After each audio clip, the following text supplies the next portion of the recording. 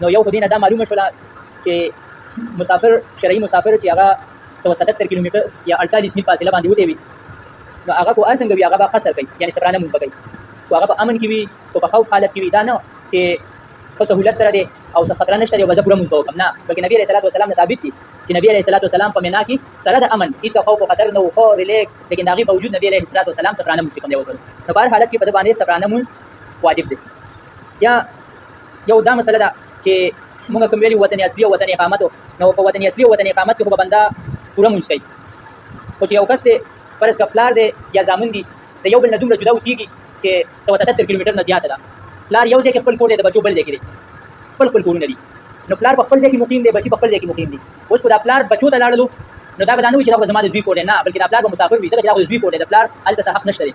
هلته به دا سفرانه مونږ کوي یا کو زامن د پلار ته لاړل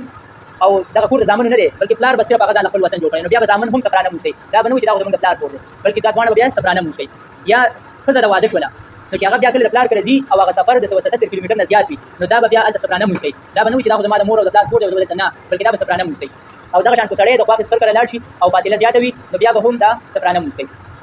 او په سفر کې بیا نیت به څنګه کوي نو یو خدای دی چې مخکې نه د امام پته وي یا ځان د مونږ کوي یا د امام پته وي چې دا امام مسافر دی یا مقتدی دی چې کله ځان د مونږ کوي یا په مسافر امام پسې مسافر مونږ کوي نو دوه صورتونو کې دا دوه رکعات کوي ځکه مسافر امام به رکعات کوي دا موږ په رکعات کوي او ځان لې کوي نو دوه رکعات کوي نو په دغه صورت کې به دا دوه رکعات نیت کوي د دوه رکعات نیت کوي کو چېرته مقیم امام پسې کوي نو مقیم امام پسې به دا څلور رکعات کوي نو دا به نیت هم د څلور رکعات کوي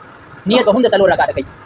چې کله د پته نه وي چې اوس آیا اکثر په سفر باندې په لار کې دا مسله په خراجي په لار روان دي جمعه ته ودرېږي ولته مخکې نه جمع ولاړ ده اوس د پته نشته چې آیا دا امام مقیم دی که دا مسافر دی که مقیم بیا به څلور رکعات کوي که مسافر وي نو بیا به دوه رکعات کوي اوس دته دا علم نشته دی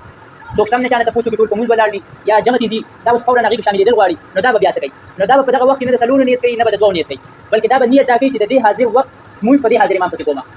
د دې مثلا مازیګر ټیم دی مازیګر ودرېږو نو دا به نیت کې دا وي چې د دې مازیګر مونږ په دې حاضر امام پسې کومه بیا تر د سلام ګرځېدو پورې چې څه ټیم دته پته ولګېده چې دا امام مسافر دی نو دا به سفرانه مونږ کوي دوه رکعات به پوره کړي بیا سلام وګرځي خو چې دته پته ولګېدله سلام ګرځېدو پورې چې دا امام دا مقیم دی څلور رکعات نو دا به بیا څلور رکعات پوره کوي